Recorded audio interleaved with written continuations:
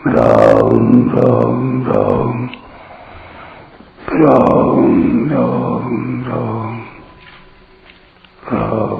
राम राम नारायण नारायण। देहिनोऽस्मिन् यथा देहे कौमारं यौवनं जरा तथा देहान्तरप्राप्तिर्धीरस्तत्र न मुह्यति। देहधारी के इस मनुष्य शरीर में जैसे बालकपन, जवानी और वृद्धावस्था होती है, ऐसे ही दूसरे शरीर की प्राप्ति होती है। इस विषय में धीर मनुष्य मोहित नहीं होता। व्याख्या: देहिनोऽस्मिन् यथा देहे कौमारम यौवनम जरा। शरीरधारी के शरीर में पहले बाल्यावस्था आती है और फिर युवावस्था आती है और फिर वृद्धावस्था आती है। तात्पर्य यह है कि शरीर में कभी एक अवस्था नहीं रहती, इसमें निरंतर परिवर्तन होता रहता है। यहां शरीरधारी के शरीर में ऐसा कहने से सिद्ध होता है कि शरीर ही अलग है और शरीर अलग है। शरीरी दृष्टा है, शरीर दृश्य है। अतः शरीर में बालकपन आदि अवस्थाओं का जो परिवर्तन है वो परिवर्तन शरीरी में नहीं है। तथा देहांतर प्राप्ति ही, जैसे शरीर के कुमार, युवा आदि अवस्थाएं होती हैं, ऐसी देहांतर की अर्थात दूसरे शरीर की प्राप्ति होती है। जैसे स्थूल शरीर बालक से जवान, जवान से बूढ़ा हो जाता है, तो इन अवस्थाओं के परिवर्तन को लेकर कोई शोक नहीं होता।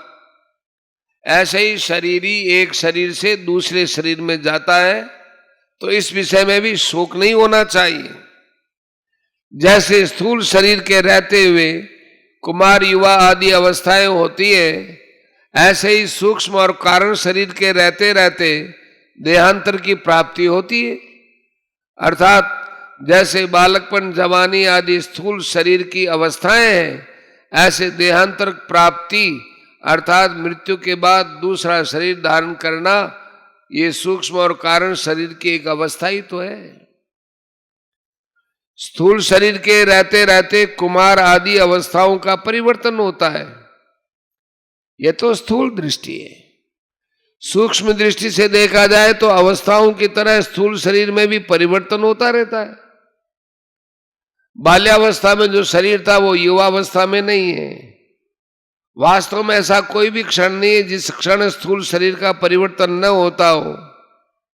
ऐसे ही सूक्ष्म और कारण शरीर में भी प्रतिक्षण परिवर्तन होता रहता है, जो देहांतर रूप से स्पष्ट देखने में आता है। अब ये विचार करना है कि स्थूल शरीर का तो हमें ज्ञान होता है, पर सूक्ष्म और कारण शरीर का हमें ज्ञान नहीं होता। अतः जब सूक्ष्म और कारण शरीर का ज्ञान भी नहीं होता, तो उनके परिवर्तन का ज्ञान हमें कैसे हो सकता है? इसका उत्तर है कि जैसे स्थूल शरीर का ज्ञान उसकी अवस्थाओं को लेकर होता है, ऐसे ही सूक्ष्म और कारण शरीर का ज्ञान भी उसकी अवस्थाओं को लेकर होता है। स्थूल शरीर की जागृत, सूक्ष्म शरीर की स्वप्न और कारण शरीर की सुषुप्ति अवस्था मानी जाती है। मनुष्य अपनी बाल्यावस्था में अपने को स्वप्न में बालक देखता है, युवावस्था में स्वप्न में युवा देखता है और वृद्धावस्था में स्वप्न में वृद्ध देखता है। इससे ये सिद्ध होता है कि स्थूल शरीर के साथ साथ सूक्ष्म शरीर का भी परिवर्तन होता है। ऐसे ही सुषुप्ति अवस्था बाल्यावस्था में ज्यादा होती है, युवावस्था में कम होती है और वृद्धावस्था में बहुत कम हो जाती है। अतः इससे कारण शरीर का परिवर्तन भी सिद्ध हो गया। दूसरी बात, बाल्यावस्था और युवावस्था में नींद लेने पर शरीर और इंद्रियों में जैसी ताजगी आती है, वैसी ताजगी वृद्धावस्था में नींद लेने पर नहीं आती। अर्थात वृद्धावस्था में बाल्य और युवा अवस्था जैसा विश्राम नहीं मिलता। इस रीति से भी कारण शरीर का परिवर्तन सिद्ध होता है।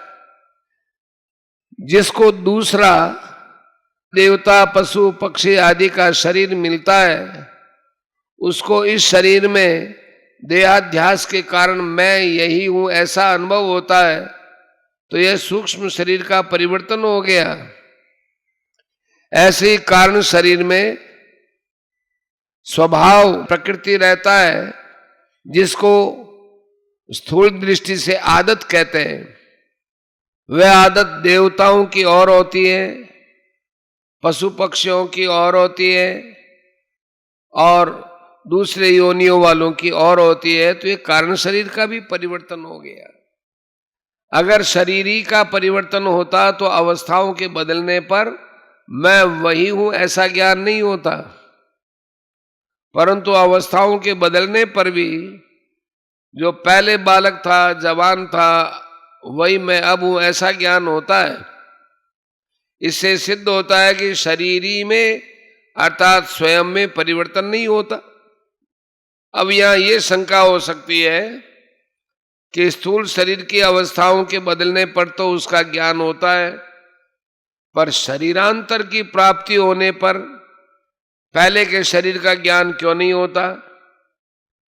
पूर्व शरीर का ज्ञान न होने में कारण यह है कि मृत्यु और जन्म के समय बहुत ज्यादा कष्ट होता है।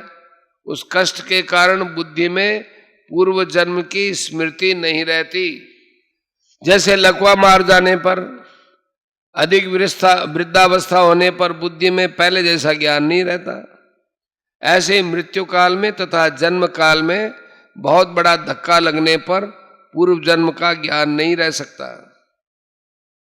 परंतु जिसकी मृत्यु में ऐसा कष्ट नहीं होता, अर्थात शरीर की अवस्थांतर की प्राप्ति की तरह अनायास ही देहांतर की प्राप्ति हो जाती है, उसकी बुद्धि में पूर्व जन्म की स्मृति रह सकती है। अब विचार करें कि जैसा ज्ञान अवस्थांतर की प्राप्ति में होता है, वैसा ज्ञान देहांतर की प्राप्ति में नहीं होता, परंतु मैं हूं इस प्रकार अपनी सत्ता का ज्ञान तो सबको रहता है। जैसे सुषुप्ति माने गाढ़ निद्रा में अपना कुछ भी ज्ञान नहीं रहता, पर जगने पर मनुष्य कहता है कि ऐसी गाढ़ नींद आई कि मुझे कुछ पता नहीं रहा। तो कुछ पता नहीं रहा, इसका ज्ञान तो है ही। सोने से पहले मैं जो था वही मैं जागने के बाद हूं, तो सुषुप्ति के समय में भी वही था। इस प्रकार अपनी सत्ता का ज्ञान अखंड रूप से निरंतर रहता है। अपनी सत्ता के अभाव का ज्ञान कभी किसी को नहीं होता। शरीरधारी की सत्ता का सद्भाव अखंड रूप से रहता है, तभी तो मुक्ति होती है और मुक्त अवस्था में वह रहता है। हाँ, जीवन मुक्त अवस्था में उसको शरीरांतरों का ज्ञान भले ही ना हो, पर मैं तीनों शरीर से अलग हूं ऐसा अनुभव तो होता ही है। धीरज तत्र न मुह्यति, धीर वही है जिसको सत असत का बोध हो गया है। ऐसा धीर मनुष्य उस विषय में कभी मोहित नहीं होता, उसको कभी संदेह नहीं होता। इसका अर्थ यह भी नहीं है कि उस धीर मनुष्य को देहांतर की प्राप्ति होती है। ऊंच नीच मनुष्यों में जन्म होने का कारण गुणों का संग है, और गुणों से संबंध विच्छेद होने पर धीर मनुष्य को देहांतर की प्राप्ति हो ही नहीं सकती। यहां तत्र पद का अर्थ देहांतर प्राप्ति के विषय में नहीं है, प्रत्युत देह देही के विषय में है। तात्पर्य यह है कि देह क्या है, देही क्या है, परिवर्तनशील क्या है, अपरिवर्तनशील क्या है, अनित्य क्या है, नित्य क्या है, असत क्या है, सत्य क्या है, विकारी क्या है, अविकारी क्या है, इस विषय में वह मोहित नहीं होता। देह और देही सर्वथा अलग है, इस विषय में उसको कभी मोह नहीं होता, उसको अपनी असंगता का अखंड ज्ञान रहता है। परिशिष्ट भाव, शरीर कभी एक रूप रहता ही नहीं और सत्ता कभी अनेक रूप होती नहीं। शरीर जन्म से पहले भी नहीं था और मरने के बाद भी नहीं रहेगा, तथा शरीर में भी वह प्रतिक्षण मर रहा है। वास्तव में गर्भ में आते ही शरीर के मरने का क्रम शुरू हो जाता है। बाल्यावस्था मर जाए तो युवावस्था आ जाती है, युवावस्था मर जाए तो वृद्धावस्था आ जाती है, और वृद्धावस्था मर जाए तो देहांतर अवस्था अर्थात दूसरे देह की प्राप्ति हो जाती है। ये सब अवस्थाएं शरीर की है। बाल, युवा और वृद्ध ये तीनों अवस्थाएं स्थूल शरीर की है और देहांतर की प्राप्ति सूक्ष्म और कारण शरीर की है। परंतु स्वरूप की चिन्मय सत्ता इन सभी अवस्थाओं से अतीत है। अवस्थाएं बदलती हैं, स्वरूप वही रहता है। इस प्रकार शरीर विभाग और सत्ता विभाग को अलग अलग जानने वाला तत्वज्ञ महापुरुष कभी किसी अवस्था में मोहित नहीं होता।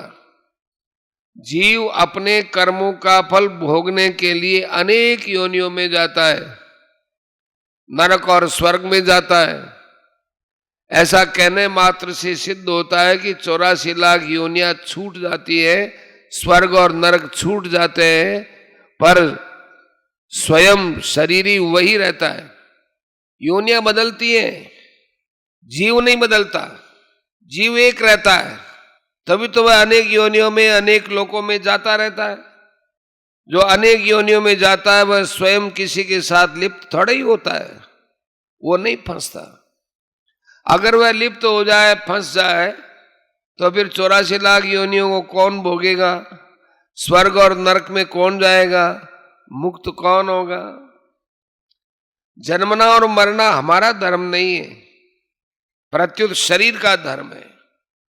हमारी आयु अनादि और अनंत है, जिसके अंतर्गत अनेक शरीर उत्पन्न होते हैं और मरते रहते हैं। जैसे हम अनेक वस्त्र बदलते रहते हैं, पर वस्त्र बदलने पर हम नहीं बदलते, प्रत्युत वे के वे ही रहते हैं। गीता दूसरे अध्याय का 22वां श्लोक। ऐसी अनेक योनियों में जाने पर भी हमारी सत्ता नित्य निरंतर ज्यों की त्यों रहती है। तात्पर्य है कि हमारी स्वतंत्रता और असंगता स्वतः सिद्ध है। हमारा जीवन किसी एक शरीर के अधीन नहीं है। असंग होने के कारण ही हम अनेक शरीरों में जाने पर भी वही रहते हैं, पर शरीर के साथ संग मान लेने के कारण हम अनेक शरीरों को धारण करते रहते हैं। माना हुआ संग तो टिकता नहीं, पर हम नया नया संग पकड़ते रहते हैं। अगर नया संग न पकड़े तो मुक्ति माने असंगता, स्वाधीनता स्वतः सिद्ध है।